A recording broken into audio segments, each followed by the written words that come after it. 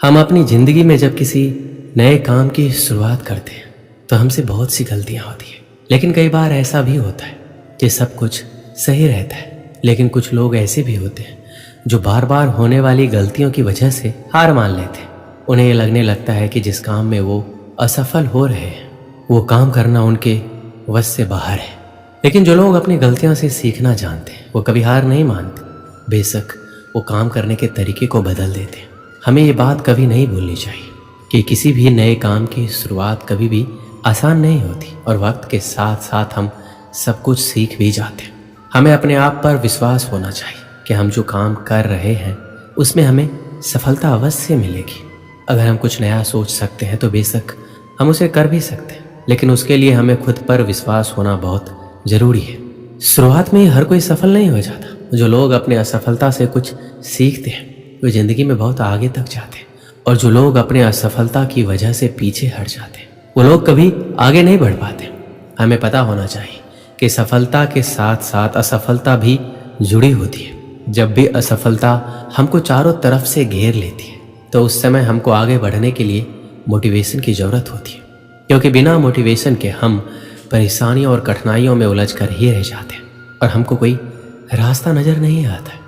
श्री कृष्ण कहते हैं, यदि आप जीवन में आगे बढ़ना चाहते हैं और सफलता को हासिल करना चाहते हैं तो आपके जीवन में लक्ष्य का होना बहुत ही ज़रूरी है, क्योंकि बिना लक्ष्य के आप अपने समय को बर्बाद करते हैं और आप किसी भी कार्य को बेहतर ढंग से नहीं कर पाते। यदि आप अपने लिए सही लक्ष्य का निर्धारण करते हैं तो आप अपने समय का बेहतर ढंग से सदुपयोग करते हैं, सफलता को प्राप्त कर सकते हैं।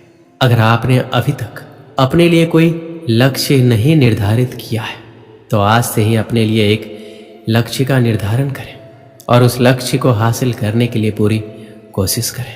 अगर आप अपने लिए बड़े लक्ष्य निर्धारित करते हैं तो उन लक्ष्यों को छोटे छोटे टुकड़ों के अंदर बांट लें और सबसे पहले छोटे लक्ष्य से कार्य करना शुरू करें, और कुछ समय बाद आप देखेंगे आप बड़े बड़े लक्ष्यों को भी आसानी से प्राप्त कर सकते हैं। श्री कृष्ण कहते हैं, यदि आप किसी भी काम को लेकर बहुत ही ज़्यादा चिंतित हैं तो आपके दिमाग में सिर्फ उस कार्य के बारे में ही विचार आते रहते हैं और उसकी वजह से आप सही और गलत फर्क नहीं कर पाते, जिसकी वजह से आपके लिए सही निर्णय लेना काफ़ी मुश्किल हो जाता है और आप उस समय के अंदर अपने लिए कुछ गलत निर्णय ले लेते हैं, जिसकी वजह से आप कभी भी सफलता को हासिल नहीं कर पाते।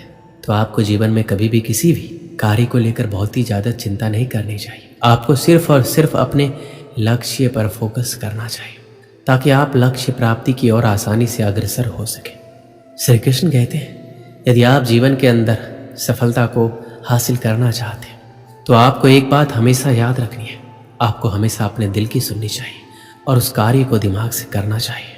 जबकि बहुत से लोग दिमाग की सुनते हैं और दिल से कार्य करते हैं, जिसकी वजह से उनको हमेशा परेशानियों का सामना करना पड़ता है।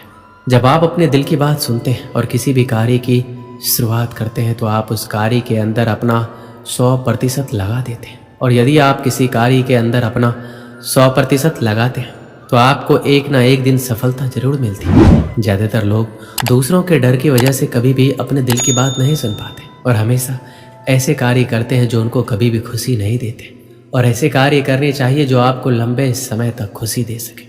श्री कृष्ण कहते हैं, आप सबके जीवन में बहुत सारे चुनौती होते हैं, लेकिन अगर हम अपने अंदर की शक्ति को जान लें तो हम हर मुश्किल का सामना कर सकते हैं। जीवन एक संघर्ष है जिसमें हार और जीत दोनों होते हैं, लेकिन हार से हार नहीं मानना चाहिए। हमें हमेशा संघर्ष करते रहना चाहिए, हमें खुद पर विश्वास रखना चाहिए और हमेशा अपने लक्ष्य की तरफ बढ़ते रहना चाहिए।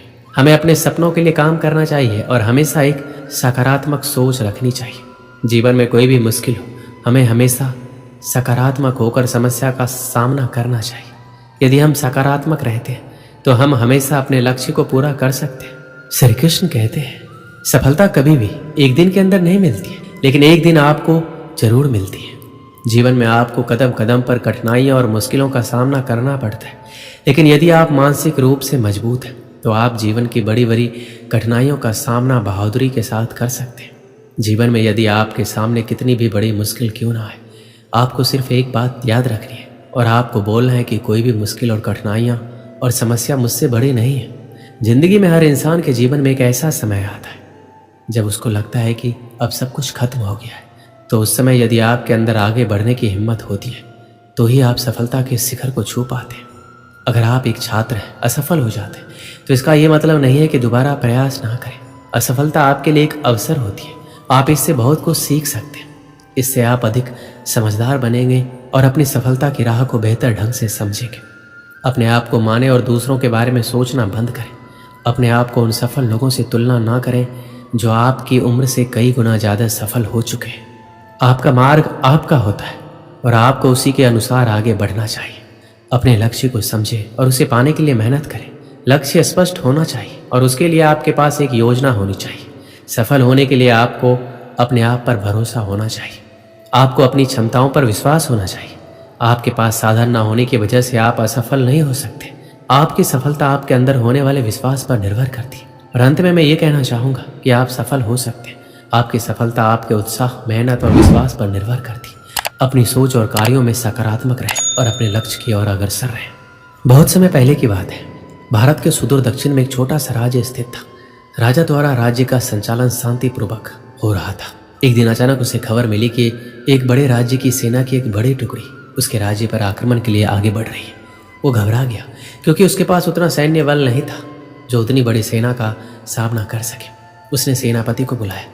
सेनापति ने पहले ही हाथ खड़े कर दिए। वह बोला, महाराज, इस युद्ध में हमारी हार निश्चित है। इतनी बड़ी सेना के सामने हमारी सेना टिक नहीं पाएगी, इसलिए इस युद्ध को लड़ने का कोई औचित्य नहीं है। हमें अपने सैनिकों के प्राण गंवाने के बजाय पहले ही हार स्वीकार कर लेनी चाहिए। सेनापति की बात सुनकर राजा बहुत निराश हुआ। उसकी चिंता और बढ़ गई। उसे समझ नहीं आ रहा था कि क्या करें क्या ना करें। अपनी चिंता से छुटकारा पाने के लिए वह राज्य के संत के पास गया। संत को उसने पूरी स्थिति से अवगत कराया और बताया कि सेनापति ने युद्ध के पहले ही हाथ खींच लिए। ये सुनकर संत बोले, राजन, ऐसे सेनापति को तुरंत उसके पद से हटाकर कारागृह में डाल देना चाहिए। ऐसा सेनापति जो बिना लड़े हार मान रहा है, उसे सेना का नेतृत्व करने का कोई अधिकार नहीं है। किंतु गुरुवर, यदि मैंने उसे कारागृह में डाल दिया तो सेना का नेतृत्व कौन करेगा? संत बोला, राजन, तुम्हारी सेना का नेतृत्व मैं करूंगा। राजा सोच में पड़ गया कि संत युद्ध कैसे लड़ेंगे। उसने कभी युद्ध नहीं किया, किंतु कोई विकल्प ना देख उसने संत की बात मान ली और अपनी सेना का सेनापति बना दिया। सेनापति बनने के बाद संत ने सेना की कमान संभाल ली और सेना के साथ युद्ध के लिए तैयार कर दिया। रास्ते में एक मंदिर पड़ा। मंदिर के सामने संत ने सेना को रोका और सैनिकों से बोला, यहाँ कुछ देर रुको, मैं मंदिर में जाकर ईश्वर से पूछ कर आता हूँ, हमें युद्ध में विजय प्राप्त होगी या नहीं। ये सुन सैनिकों ने चकित होकर पूछा, मंदिर में तो भगवान की पत्थर की मूर्ति है, वह कैसे बोलेगी? इस पर सेना की कमान संभाल रहे संत ने कहा, मैंने अपनी सारी उम्र दैवीय शक्तियों से वार्तालाप किया है, इसलिए मैं ईश्वर से बात कर लूंगा। तुम लोग यही रुककर मेरी प्रतीक्षा करो। ये कहकर संत मंदिर में चले गए। कुछ देर बाद जब वापस लौटे तो सैनिकों ने पूछा, ईश्वर ने क्या कहा? संत ने उत्तर दिया, ईश्वर ने कहा, यदि रात में इस मंदिर में कोई प्रकाश दिखाई पड़े तो हमारी विजय निश्चित है। पूरी सेना रात होने की प्रतीक्षा करने लगी। रात हुई, मंदिर में उन्हें प्रकाश दिखाई पड़ा। यह देख सेना खुशी से झूम उठी। उन्हें विश्वास हो गया कि अब वो युद्ध जीत लेंगे। उनका मनोबल बढ़ गया और वो जीत के मंसूबे से युद्ध के मैदान में पहुंचे। युद्ध 21 दिन चला। सेना जी जान से लड़ी, फलस्वरूप उनकी विजय हुई। विजय सेना के वापस आते ही फिर वही मंदिर पड़ा। तब सैनिकों ने संत से कहा, ईश्वर के कारण हमारा विजय हुआ है, आप जाकर उन्हें धन्यवाद दिए आए।